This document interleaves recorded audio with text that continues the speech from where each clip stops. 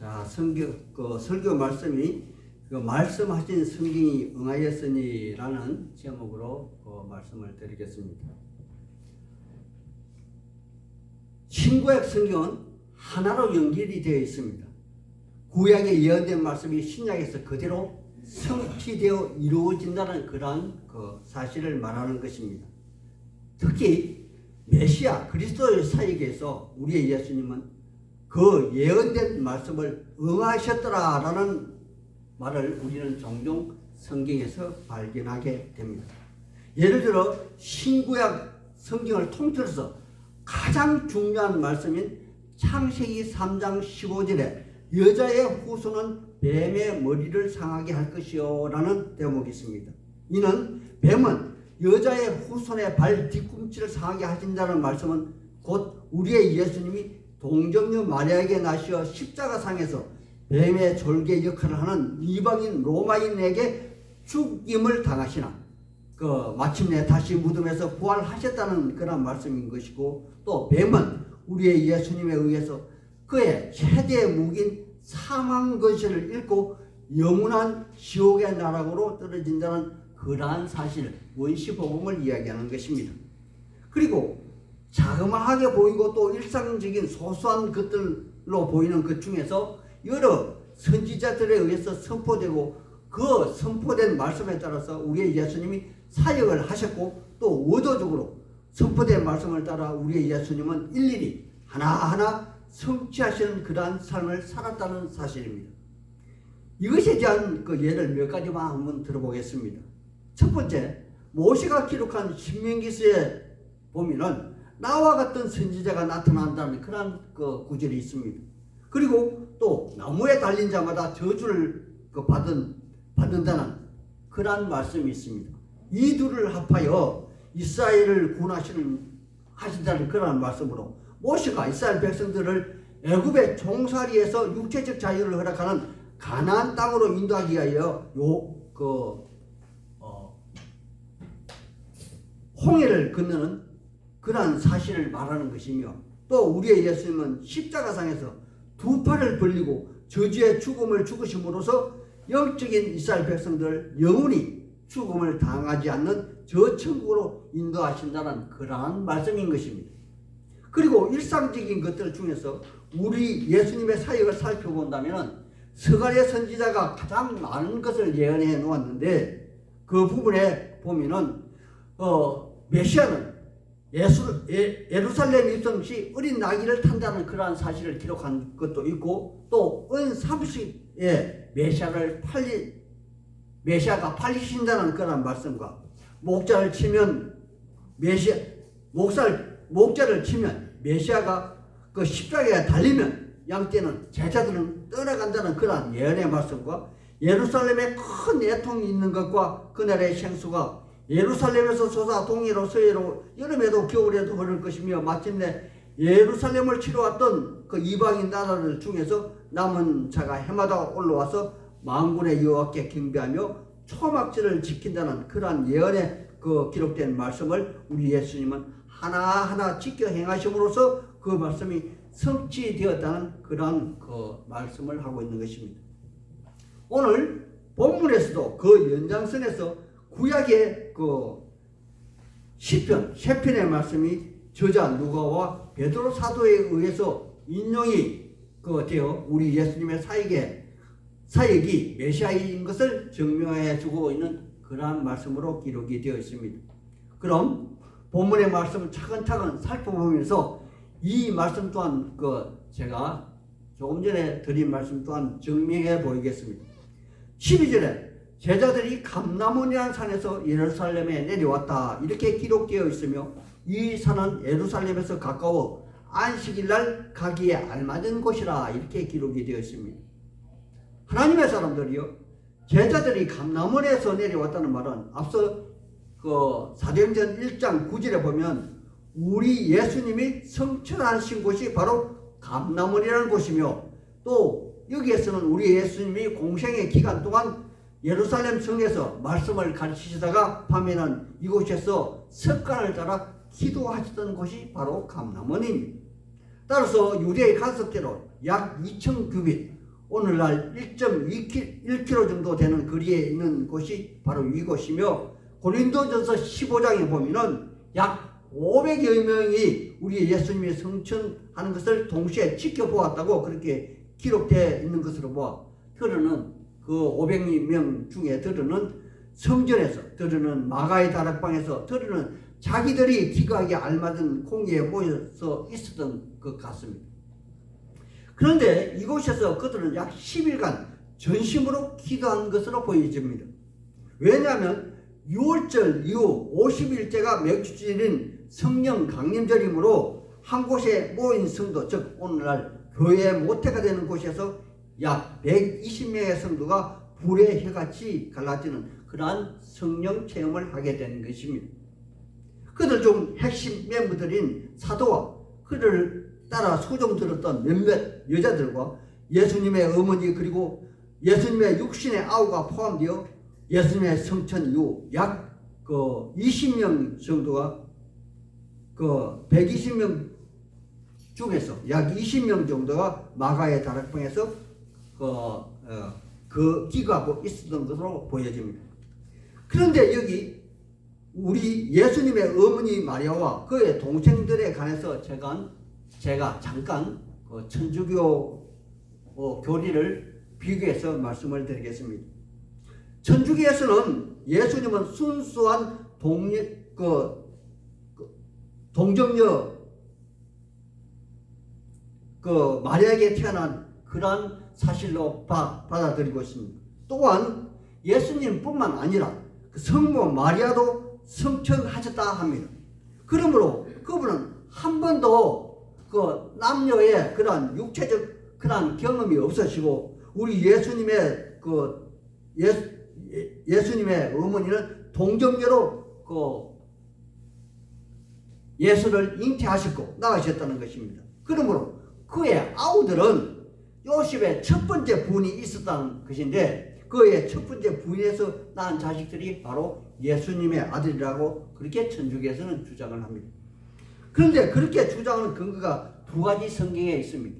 첫 번째가 아우들이 어떻게 당시 유대사의 풍습대로 라면은 형을 면박할 수가 있느냐, 그런 이유를 들고 있습니다.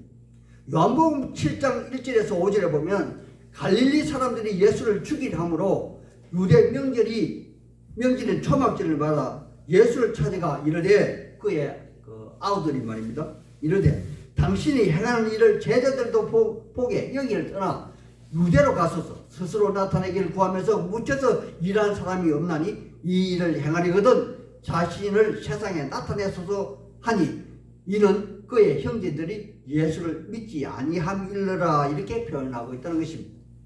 이 표현을 빌리자면 동생들은 형 예수를 믿지 않은 것도 모자라서 심한 면전에서 면박을 주고 있는 모습으로 유대 간수법에 이런 일은 도저히 일어날 수 없는 그런 일이라고 주장을 합니다.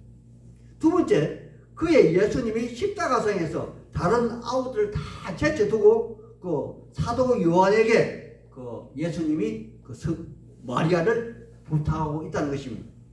이것은 요한복음 19장 27절에 이렇게 기록이 되어 있습니다.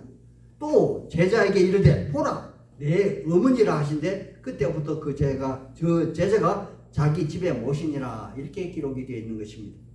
그러므로 이 두 가지 이유를 들어서 천주교에서는 성모 마리아는 예수를 성녀로 잉태하시고 다른 자식이 없는 순수한 동정녀였다, 그렇게 주장하고, 마리아는 마침내 하늘로 성천하셨다, 그렇게 주장합니다. 하지만 우리 기독교에서는 이러한 사실을 믿지 않냐고, 여기에 아우는 순전히 요셉과 마리아 사이에서 난 예수님의 육신의 동생으로 받아들인다는 것과, 또 예배소에 예수의 어머니 마리아의 무덤이 존재했었다는 확실한 역사적 사실이 있다는 것입니다. 그래서 천주교와 기독교 사이는 커다란 교리 차이가 있습니다. 다시 본문으로 들어가 살펴보면 그들 중에 예수님을 따랐던 사도들의 이름도 기록되어 있으며, 그들 모두는 낮에는 아마도 교회 공회당인 성전에 모여서 전심전력으로 예수님이 부활하신 이후 성천하신 이후 성령이 내려오기까지 10일간 전심전력으로 기도한 것 같습니다. 이 와중에 베드로 사도가 공의에서 한 가지 제안을 하고 있습니다. 바로 예수님의 수제자 12명의 숫자를 완성하는 것입니다. 하나님의 사람들이요, 유대인들에 의하면 숫자는 굉장한 의미를 가지고 있습니다. 여기에 나타난 10이라는 숫자는 이스라엘 민족 12민족을 상징하는 것으로서 여기에 12사도는 이스라엘 12지파의 수장을 의미하는 것입니다. 또한 여기에 모인 숫자인 120명은 12명의 수장에다가 완전수인 10을 곱한 숫자로 완전체를 나타내주는 그러한 숫자로 120명이라 그렇게 기록이 되어진 것으로 보여집니다. 그러므로 10이라는 온전한 숫자를 채우기 위해서 사도에서 떨어져 나간 유다를 대신하여 한 사람을 뽑아서 보충하기를 베드로 사도가 제안하며 성경에 그 근거를 대고 있다는 것입니다. 16절에 형제들아 성령이 다윗의 입을 통하여 예수를 잡는 자들의 길잡이가 된 유다를 가리켜 미리 말씀하신 구약 성경이 응하였으니 마땅하도다 이렇게 기록이 되었습니다. 그리고 17절에 이 사람은 우리의 12명 가운데 참여하여 감독의 직무를 맡았던 자이나 이제 그가 결혼이 되어 있으므로 선출하여 보충하자 이렇게 베드로 사도가 제안을 한 것입니다.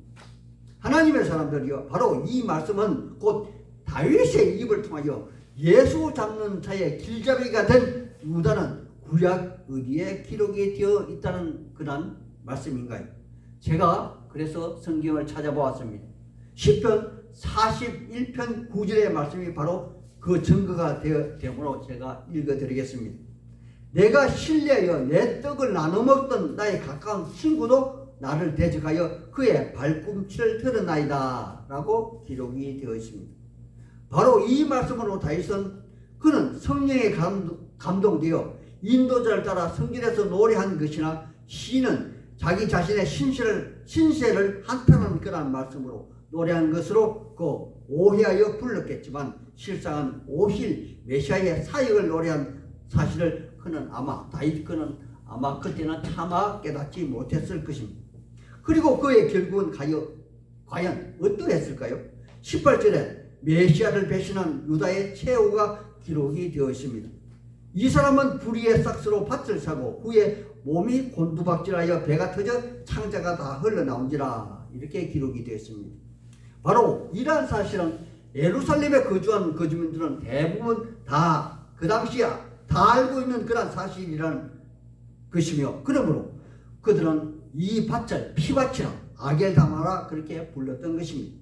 그런데 바로 이러한 말씀이 성경에 기록되어 있다는 사실을 알고 있는 베드로 사도가 시편 69편 25절의 말씀과 109편 8절의 말씀을 인용하고 있습니다. 여러분은 본문 여기 20절 말씀을 읽고 난 후에 제가 시편 말씀을 읽어보겠습니다. 여기 시편 사도행전 1장 20절을 다 같이 한 목소리로 읽어보겠습니다. 시작. 시편에 기록하였을 때 그의 거처를 함께하게 하시며 그의 관할하자 얻게 하소서. 또 일렀으되 그의 직분을 타인이 취하게 하소서 하였도다. 아멘. 제가 시편 69편 25절을 말씀 읽어드리겠습니다. 그들의 거처가 황폐하게 하시며 그들의 장막에 사는 자가 없게 하소서 이렇게 기록이 되어 있습니다. 그리고 109편 8절의 말씀입니다. 그의 연수를 짧게 하시며 그의 직분을 빼앗게 하시며 그의 자녀들은 고아가 되게 하시며 그의 아내는 가부가 되게 하소서. 아멘. 이렇게 기록이 되어 있습니다. 하나님의 사람들이요, 여기에 기록된 유다의 최후는 마태복음에 보면 몸이어 죽었다 이렇게 기록이 되어 있고 여기 본문에서는 배가 터져 죽었다 이렇게 기록되어 있으나 다른 사본에서는 유다가 몸이어 달렸으나 끈이 들려서 창자가 터져 나와서 죽었다 이렇게 기록이 되어 있습니다. 이러한 기록으로 보아 서로 다른 것이 아니라 서로 보완된 그러한 말씀이라고 이해하시면 되겠습니다. 이와 같이 우리 메시아 그리스도이신 예수님과 관련된 모든 사실은 구약의 선지자들이 미리 예언해 놓은 그러한 말씀이 그분의 삶을 통해서 하나하나 응하는 그러한 역사적 연속이라는 그러한 말씀을 드리고 있는 것입니다. 하나님의 사람들이요. 그러하다면 이제 유다 대신에 과연 어떤 방법으로 어떤 사람을 선축해야만 하는 것일까요? 그 방법 또한 여기 많은 군정 속에서 베드로 사도는 자의적 방법이 아니라 옛적에 이스라엘 민족이 했던 것과 똑같은 방법으로 그를 선택하는 것을 우리는 볼 수가 있습니다. 그의 첫 번째 조건으로서는 요한의 세례, 즉 우리의 예수님이 세례를 받으시고 공생애를 시작한 그때부터 여기 감람산에서 예수님의 부활 이후 성천하시는 그때까지 함께 동행했던 그러한 자여야만 한다고 그 조건을 기록하고 있습니다. 바로 이런 조건을 충족시키는 방법대로 초대 교회선을 집필했던 유세비우스는 그의 책 교회서에서 여기 사도 그릿이 보충 조건으로서 예수님이 택하신 그 70명의 이 전도자 중에 한 사람이어야만 한다고 그렇게 요세비우스는 주장하기도 합니다. 두 번째, 항상 우리 12사도와 함께 다니며 마음을 같이하여 주 예수의 부활 성천을 증언해야만 한다고 그렇게 기록하고 있습니다. 그리고 이러한 두 가지 요건을 충족시키는 자 중에 한 명을 선택하여 세우고 하나님께 기도하며 옛적에 가부를 선택하는 그러한 방법인 그 제비복지를 해서 뽑았다는 사실입니다. 하나님의 사람들이요, 여기에 뽑힌 두 사람의 이름이 등장을 합니다. 한 사람은 유대 이름으로 바사바 요셉이라는 사람으로 유대식으로 하면 사바의 아들 혹은 안식일의 아들 바사바이며 또 여호와께서 복을 더하실 것이라는 그 야곱의 12아들 중에 한 사람의 이름과 같은 요셉이며 또 로마식으로 하면 정의라는 뜻으로 유스도라는 별명을 가지고 있는 사람입니다. 또 한 사람은 마띠아로 유대식으로 하면 하나님의 선물이라는 뜻을 가진 그러한 사람입니다.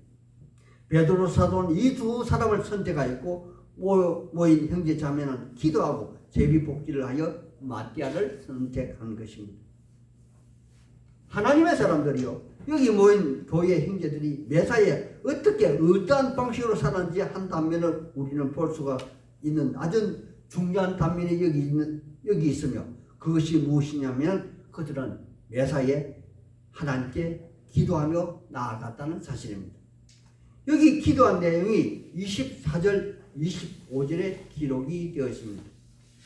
그들이 기도하여 이르되 무엇 사람의 마음을 아시는 주여, 이 두 사람 중에 누가 주님께 택하신 바 되어 봉사와 사도의 직무를 대시할지를 우리에게 보이소서. 유다는 자기 직무를 버리고 제 갈 길로 갔나이다. 이렇게 보이지 아니하신 하나님께 현존하여 다스리는 하나님에게 대하듯 기도하고 하나님의 방법으로 제비를 뽑아 마띠아를 선택한 것입니다. 그렇다면 마띠아는 하나님이 뽑은 것이죠. 여호와 하나님의 사람들이요, 우리의 예수님도 철저하게 자기의 일을 한 것이 아니라 하나님이 보내신 그 일을 위하여 매 순간 기도하셨습니다. 그분은 낮에는 예루살렘 성전에서 가르치시고 밤에는 감람산에서 습관을 따라 기도하셨으며 특히 우리가 잘 알고 있는 겟세마네 기도에서는 철저하게 자기를 부인하고 땀이 핏방울이 되기까지 기도한 것이라 생각이 되어집니다. 여기 초대교회 사도들도 철저하게 예수님이 하신 방법대로 매 순간 하나님께 묻고 기도하며 마띠아를 뽑은 것처럼 오늘 우리도 하나님의 뜻을 따르기 위해서 말씀이 응하게 하기 위해서 우리의 정과 욕심을 십자가에 못 박고 절제하며 매 순간 기도로 주를 쫓아야 할 것입니다. 아멘. 그리고 오늘 설교 제목과 또한 가장 중요한 이슈로 등장하는 그 사도 그릿이 그 사도 중 한 명을 보충하는 의미로 바로 구약의 12명의 아들과 신약의 12제자로 합하여 요한계시록 4장 4절에 보면은 하나님의 보좌 앞에 보면은 12 플러스 12 24장로들이 흰옷을 입고 머리에 왕관을 쓰고 앉아있는 모습을 등장하는 그런 모습을 통해서 장차 임하는 새 하늘과 새 땅의 하나님 나라는 24장로의 역할을 우리는 가히 짐작할 수가 있을 것입니다. 여호와 하나님의 사람들이요, 성경은 단순한 이스라엘 역사책도 아니요, 널리 사람들을 이롭게 하는 종교 교리서도 아닙니다. 바로 우리의 삶에서 과거, 현재, 미래를 이어주는 영원히 변치 않는 그러한 진리의 말씀을 일깨워주는 바로 안내서라는 것입니다. 다시 말해 성경은 우리의 미래를 성경의 약속대로 응하게 하는 그러한 진리의 책입니다.